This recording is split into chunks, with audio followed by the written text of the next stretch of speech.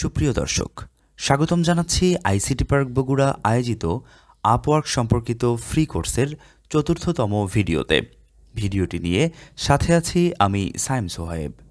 দর্শক, গত এপিসোডে আমি দেখিয়েছিলাম কিভাবে একটি প্রোফাইলকে 100% কমপ্লিট করতে হয়, তারই একটি পরিপূর্ণ ধারণা। তো আজকের এই ভিডিওতে আমরা দেখব আপওয়ার্কে যে জবগুলো পোস্ট হয় এই জবগুলো রিয়েল কিনা বা রিয়েল ক্লায়েন্ট এই জবগুলো পোস্ট করেছে কিনা। কারণ আপওয়ার্কের ক্ষেত্রে যে বিষয়টি লক্ষণীয় সেটি হচ্ছে কানেক্টস, অর্থাৎ আমাদেরকে কিন্তু আপওয়ার্ক 150 কানেক্ট প্রদান করে। অর্থাৎ এই 150 কানেক্ট বলতে আমরা যেটা বুঝি যে আমরা এই যে জবটি ওপেন করে নিয়েছি এই জবটির জন্য যদি অ্যাপ্লাই করি, সাথে সাথে আমাদের এখান থেকে কিন্তু 8 কানেক্ট কিন্তু কেটে নেবে, অর্থাৎ 150 থেকে 8 কানেক্ট কেটে যাবে। তো দেখা যাচ্ছে আমরা 10-15টা জবের জন্য অ্যাপ্লাই করছি, আমাদের কানেক্টগুলো কিন্তু কমে যাচ্ছে। সো আমরা যদি ফেক জবে বা ফেক ক্লায়েন্টের জবগুলোতে অ্যাপ্লাই করি তাহলে কিন্তু আমরা জব পাবো না, সেক্ষেত্রে শুধু আমরা কানেক্টগুলোই হারাবো। তো কোন কোন বিষয় মাথায় রেখে জবের জন্য যদি আমরা অ্যাপ্লাই করি তাহলে আমরা খুব সহজে এই 150 কানেক্টসের ভিতরেই আমরা জব পেতে পারি। সো তার জন্য আমরা একটি ওয়ার্ড ডকুমেন্ট ওপেন করে নিয়েছি। এখানে আমরা দেখতে পাচ্ছি how to identify real client or job on Upwork, অর্থাৎ আপওয়ার্কে আমরা রিয়েল ক্লায়েন্ট এবং জব কিভাবে আইডেন্টিফাই করব। সো এটাকে আমরা দুইটা ভাগে ভাগ করে নিয়েছি।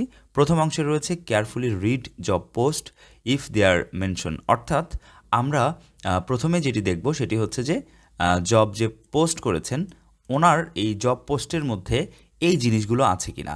এখানে প্রথমে পাচ্ছে Telegram link or WhatsApp info, অর্থাৎ অনেকেই আছে এই জব পোস্ট করে জবের মাধ্যমে আপনাকে টেলিগ্রাম লিঙ্ক বা টেলিগ্রাম অ্যাকাউন্টে নিয়ে যাবে বা হোয়াটসঅ্যাপ অ্যাকাউন্টে নিয়ে যাবে, অর্থাৎ এই আপওয়ার্ক থেকে আপনাকে কনভার্ট করে তার আলাদা একটি প্ল্যাটফর্মে নিয়ে যাবে। এরপরে ইমেইল, অর্থাৎ ইমেইলে নিয়ে যাবে অথবা স্কাইপে নিয়ে যাবে অথবা মেসেঞ্জারে নিয়ে যাবে। তো এরকম আপওয়ার্কের বাহিরে যদি কোনো ক্লায়েন্ট আপনাকে ডাকে বা আপওয়ার্কের বাহিরে যদি কোনো ক্লায়েন্ট আপনাকে নিয়ে যেতে চায় তাহলে আপনি ধরে নেবেন সেই জবটি ফেক এবং সেই জবটি আপনাকে অ্যাভয়েড করতে হবে।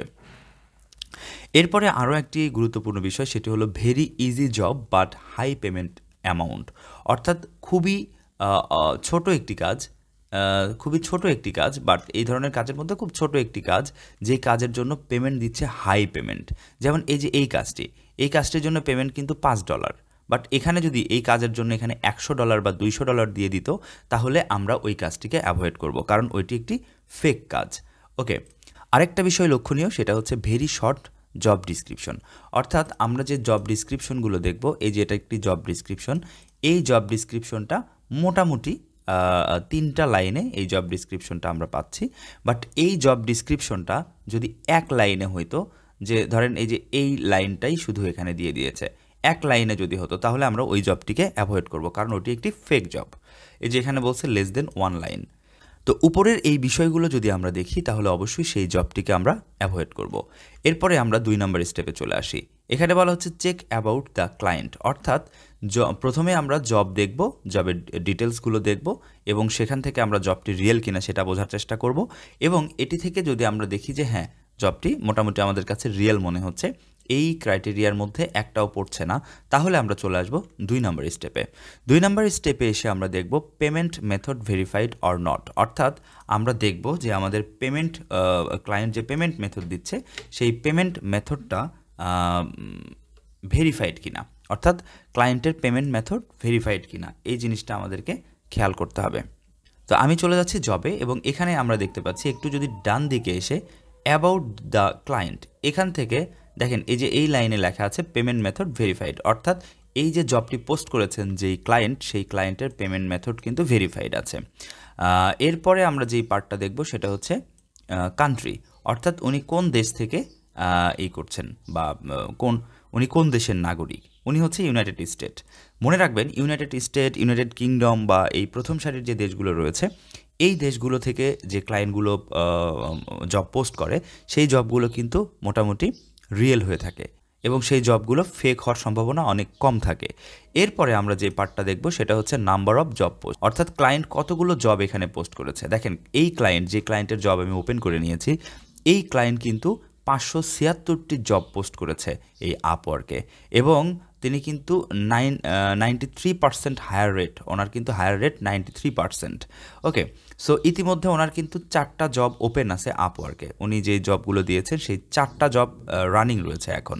এরপরে আমরা আরও যেটা দেখব সেটা হচ্ছে হায়ার রেটিং পার্সেন্টেজ।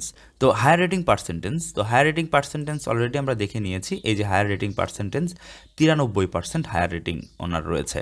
এরপরে আমরা দেখব অ্যামাউন্ট টোটাল স্পেন্ড, অর্থাৎ তিনি কত টাকা এই আপওয়ার্কে কাজ করে নিয়ে খরচ করেছেন। তিনি কিন্তু টোটাল স্পেন্ড করেছেন প্রায় 9.6K, অর্থাৎ $9,600 কিন্তু এখানে তিনি স্পেন্ড করেছেন, খরচ করেছেন। তিনি 903 জনকে হায়ার করেছিলেন। ওকে, তো এবার আমরা দেখব মেম্বার সিন্স, অর্থাৎ তিনি কত সাল থেকে এখানে আছেন। আমরা যদি একটু নিচের দিকে আসি তাহলে যে মেম্বার সিন্স জুন 9, 2023। সো 2023 সাল থেকে তিনি জুনের 23 সাল থেকে তিনি এই অ্যাকাউন্টটা চালাচ্ছে। একটু চিন্তা করে দেখেন, মোটামুটি এটা 24 সাল, তাহলে 23 ধরেন 6 মাস 7 মাস বা 8 মাস, 1 বছরও যদি ধরেন, এই 1 বছরের মধ্যে উনি কিন্তু প্রায় অনেক কাজ এখান থেকে করে নিয়েছেন, অনেক কাজ এখান থেকে কিন্তু প্রায় 831টি রিভিউ কিন্তু উনি পেয়েছেন। সো উনি হচ্ছে একদমই, আমরা চোখ বন্ধ করে বলতে পারি যে উনি রিয়েল ক্লায়েন্ট, এটা আমরা বলতে পারি। এরপরে আমরা আরেকটু নিচের দিকে যদি আসি, ক্লায়েন্ট হিস্ট্রিটা কোথায়? এই যে আমরা যদি একটু নিচের দিকে আসি তাহলে দেখেন এখানে আমরা রেটিং পাবো। এই যে এখান থেকে কিন্তু আমরা রেটিংগুলো দেখতে পাচ্ছি। ক্লায়েন্ট হিস্ট্রিতে আমরা ভিউ মোড়ে ক্লিক করলে আমরা দেখতে পাবো এখানে বিভিন্ন ক্লায়েন্ট তারা কি বলেছে, কত রেটিং দিয়েছে, সবই কিন্তু আমরা এখানে দেখতে পাবো। সো এই প্রিভিয়াস যে এক্সপিরিয়েন্সগুলো ওনার এখানে শেয়ার করা আছে, এই জিনিসগুলো দেখলেই আমরা বুঝতে পারবো যে উনি আসলে রিয়েল জব পোস্ট করেছে কিনা বা রিয়েল ক্লায়েন্ট কিনা উনি। যদি আমরা দেখি যে হ্যাঁ সব কিছুই ঠিকঠাক, রিয়েল ক্লায়েন্ট, তাহলে আমরা অ্যাপ্লাই নাওয়ে ক্লিক করব। তো অ্যাপ্লাই নাওয়ে ক্লিক করে কিভাবে একটি জবের জন্য অ্যাপ্লাই করতে হয় তা নিয়ে আমি পরবর্তী ভিডিওতে কথা বলবো। সো পরবর্তী ভিডিওটি দেখার আমন্ত্রণ জানিয়ে আজকের মতো এখানেই বিদায় নিচ্ছি। আল্লাহ হাফেজ।